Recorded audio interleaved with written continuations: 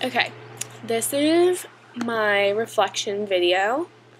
For the single text analysis paper, I chose to write my paper about ovariancancer.org, which is the website for the Ovarian Cancer National Alliance.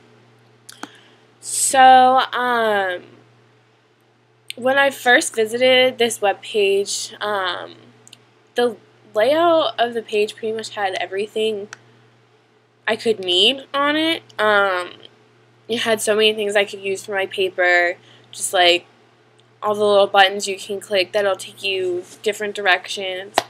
And at first I only used the home page because it had so much stuff, but then I realized I need to dig deeper.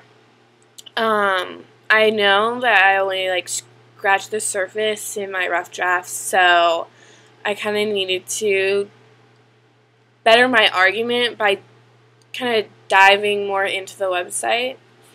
I was having a lot of trouble with the word count because of that, and the homepage can only offer you so much, and I didn't really realize that. So once I started to dig deeper into the website and, look at the statistical stuff and kind of read more what was under the tabs, my paper got a lot longer, and the word count was not really an issue anymore.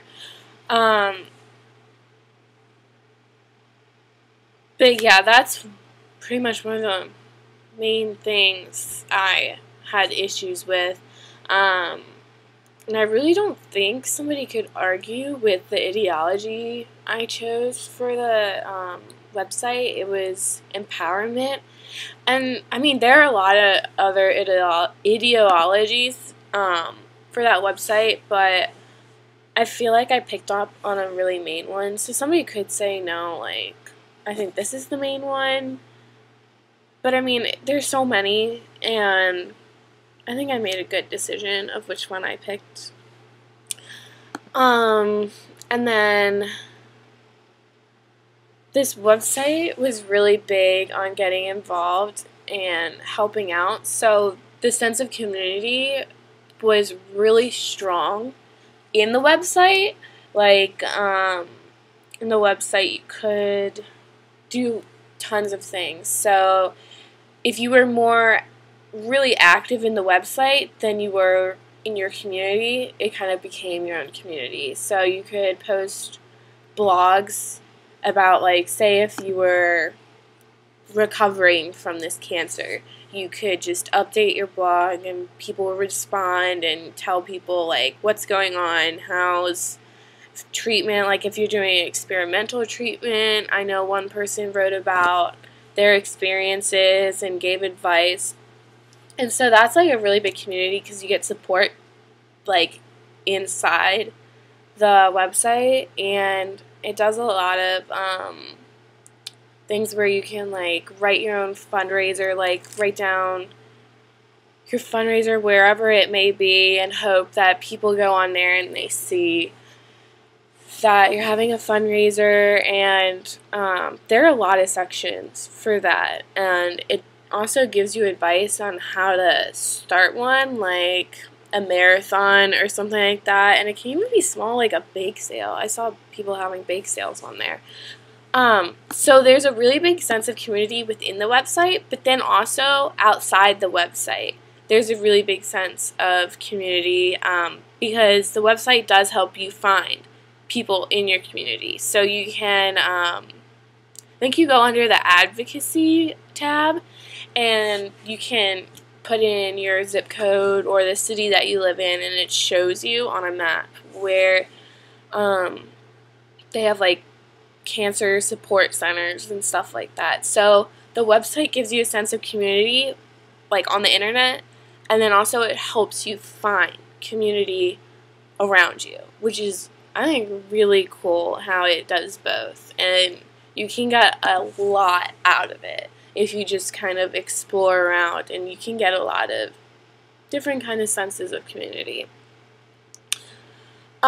So I found this website because my mom would go on it when she had ovarian cancer.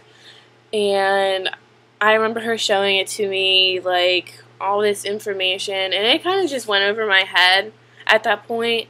But I really understand why she liked it, because it had so much information. Like, that's where she learned, like, everything about the cancer. It was on there. So I thought that would be a really cool thing to use for my project. Also because it's also a cancer that doesn't really get recognized. So I thought instead of doing, like, a breast cancer website, it'd be cool to do something, like, a little different. And yeah, so I picked that one, and I'm really glad I did, because it had a ton of stuff I used for my paper. Like, it was a gold mine. And then what I really struggled with this project was kind of how to go about doing it and the structure. So when I figured out what website I was going to use, and I figured out, like, the ideology and all that stuff, I kind of got stuck, and I didn't know what to start with, like how to structure it. I know at first I structured it kind of, I did my intro paragraph, and then I kind of said, like, it shows empowerment through the giving aspect and the knowledge aspect. So I went giving and then knowledge, but then decided not to do that. And so then I started to go, you know, paying attention to the layout first, and then each paragraph after that, kind of digging into the text and more evidence of how empowerment is the main ideology. And so after I figured that out, I was pretty much fine once I got the structure and I started to get to flow. It was pretty easy from then on.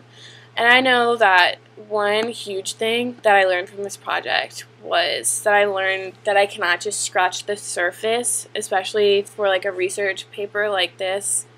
But you have to dig really deep to get the good information to make your paper more voluminous, I guess. Just have, like, a lot more stuff. And if you dig deep, you'll get a lot of really good examples. So yeah, that is my reflection. Yeah, so bye.